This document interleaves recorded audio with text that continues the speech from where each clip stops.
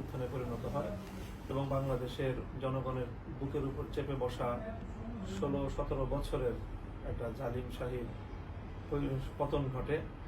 মূলত এই আন্দোলনটা শুধু কোনো ছাত্র অঙ্গনের একটা আন্দোলন থাকেনি শেষে, বরং সকল শ্রেণী এবং পেশার মানুষের ব্যাপক অংশগ্রহণের মাধ্যমে এই আন্দোলন সফলতা লাভ করেছে। এবং সারা দেশের অন্যান্য জনগোষ্ঠীর মতো আলহামদুলিল্লাহ এক্ষেত্রে বাংলাদেশের ইসলামিক অঙ্গন, মাদ্রাসার ছাত্র এবং আলেম সমাজেরও ব্যাপক অংশগ্রহণ ছিল। এবং স্বাভাবিকভাবে বাংলাদেশের ইসলামিক অঙ্গনের প্রতিনিধিত্বকারী যে সংগঠন হেফাজতে ইসলাম বাংলাদেশ, তারও প্রত্যক্ষ ভূমিকাই ছিল। এবং সর্বশেষ যে চূড়ান্ত কর্মসূচি যেটা ছিল যে ঢাকা অভিমুখী লং মার্চ সারা বাংলাদেশ থেকে, সেই লং মার্চ যখন ছাত্র নেতৃত্ব ঘোষণা করে, লং মার্চ ঘোষিত হওয়ার সাথে সাথেই হেফাজতে ইসলামের আমির সেই লং মার্চকে স্বাগত জানিয়েছে এবং দেশের জনগণকে ঢাকা অভিমুখে মার্চ করার জন্য তিনি আহ্বান জানিয়েছেন। কাজে এই সকল ঘটনাগুলো থেকে স্পষ্ট হয় যে হেফাজতে ইসলামের অংশগ্রহণটা কতটা ছিল। এবং প্রায় গণমাধ্যমের সূত্রে আমরা ইতিমধ্যে যে তথ্য পেয়েছি, 5 শতাধিক মানুষ এই আন্দোলনে শাহাদাত বরণ করেছেন। এর মধ্যে প্রায় 100-র কাছাকাছি হেফাজতে ইসলাম সংশ্লিষ্ট আলেম ওলামা এবং মাদ্রাসার ছাত্র জনতা তারা শাহাদাত বরণ করেছেন। কাজে এই অঙ্কটাও আমাদেরকে বলে দেয় যে এই আন্দোলনে হেফাজতে ইসলামের অংশগ্রহণটা কত বড় পরিমাণে ছিল।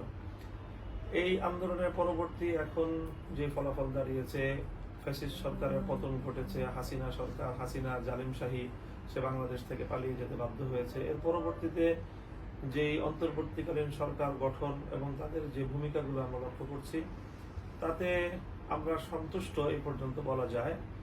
বাকি এখনো আমাদের আরো অনেক কিছু পর্যবেক্ষণের বিষয় রয়েছে। আলহামদুলিল্লাহ এই বাংলাদেশে প্রথমবারের মতো অন্তর্বর্তীকালীন সরকারে একজন আলেম প্রতিনিধি, যিনি আলেম সমাজের পক্ষ থেকে প্রতিনিধিত্ব করছেন, এরকম একজন ব্যক্তি এই সরকারে অন্তর্ভুক্ত হয়েছেন। এটি আমাদের সন্তুষ্টির একটি বড় জায়গা। এছাড়াও আমরা আমাদের কাছ থেকে তারা মতামত নিচ্ছেন আমাদের যে বড় বড় জায়গাগুলো, যেমন শিক্ষা ব্যবস্থায় সংস্কার ইত্যাদি অন্যান্য বিষয়েও আমরা এ পর্যায়ে বলতে পারি যে তাদের বর্তমান কার্যক্রমে হেফাজতে ইসলাম এবং এদেশের ইসলামিক অঙ্গনের জনতা তারা সন্তুষ্ট রয়েছে। তবে তাদের প্রত্যাশা আরো বেশি রয়েছে। 2013 সালের শাপলা চত্বর থেকে নিয়ে শুরু করে 2021 সালের মোদী বিরোধী আন্দোলনেও হেফাজতে ইসলামের শত শত মানুষের প্রাণহানি হয়েছে। সেই প্রাণহানির যে বিচার, সেই বিচারটা যেন অন্যান্য হত্যাকাণ্ডের পাশাপাশি হয়। পিলখানায় সামরিক হত্যাকাণ্ড হয়েছিল, তারপরে চলমান সর্বশেষ আন্দোলনে এত বিপুল পরিমাণ মানুষের যে প্রাণহানি হয়েছে, এই সব প্রাণহানির ন্যায় বিচার আমরা চাই। সেটা সেই ন্যায় বিচার বাংলাদেশে হবে, সেই আশাবাদ এখনো আমরা ব্যক্ত করছি। এখনো পর্যন্ত এমন কিছু বলার সময় হয়নি যে ন্যায় বিচার হয়েছে বা হচ্ছে।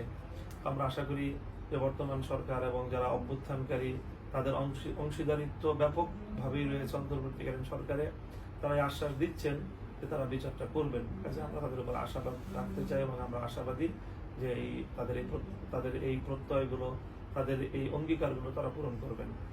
আগামী দিনে আমরা হেফাজতে ইসলাম সরকারে অংশগ্রহণ করবে কিনা বা ভূমিকা রাখবে কিনা, এই বিষয়টা আসলে হেফাজতে ইসলাম প্রত্যক্ষ রাজনৈতিক কোনো সংগঠন না। হেফাজতে ইসলাম একটি অরাজনৈতিক সংগঠন। তবে হেফাজতের মধ্যে যারা আমরা কাজ করি তারা প্রায় প্রত্যেকেই কোনো না কোনো রাজনৈতিক সংগঠনের সাথে সম্পৃক্ত। তো আমরা মূলত হেফাজতে ইসলামের ব্যানারে না হলেও হেফাজতের নেতাকর্মী এবং দায়িত্বশীলরা অনেকেই বিভিন্ন রাজনৈতিক ব্যানারে আমরা রাজনীতিতে প্রত্যক্ষ অংশগ্রহণ করে থাকি। এবং সেই হিসাবে আমাদের হেফাজতের বাইরে ভিন্ন কোনো রাজনৈতিক অ্যালায়েন্স হয়তো আমরা গঠন করার চেষ্টা করছি। যদি সেইভাবে গঠিত হয় তাহলে আমরা আশা করি যে আগামী নির্বাচন এবং নির্বাচন পরবর্তী যে সরকার আসবে সেই সরকারে আমাদেরও একটা পার্টিসিপেশন বা আমাদের একটা গুরুত্বপূর্ণ একটা অংশগ্রহণ থাকবে। সেখানে হয়তো আমরা ভূমিকা রাখার চেষ্টা করব, ভূমিকা রাখতে পারবো। তবে হেফাজতে ইসলাম প্রত্যক্ষভাবে নিজের নামে রাজনীতিতে অংশগ্রহণ করার কোনো অবকাশ রাখে না। হেফাজতের নেতাকর্মীরা মাঠে ময়দানে তারা অন্যান্য রাজনৈতিক ব্যানারে ভূমিকা রাখছে এবং নির্বাচনের অংশগ্রহণের প্রস্তুতি তারা গ্রহণ করছে।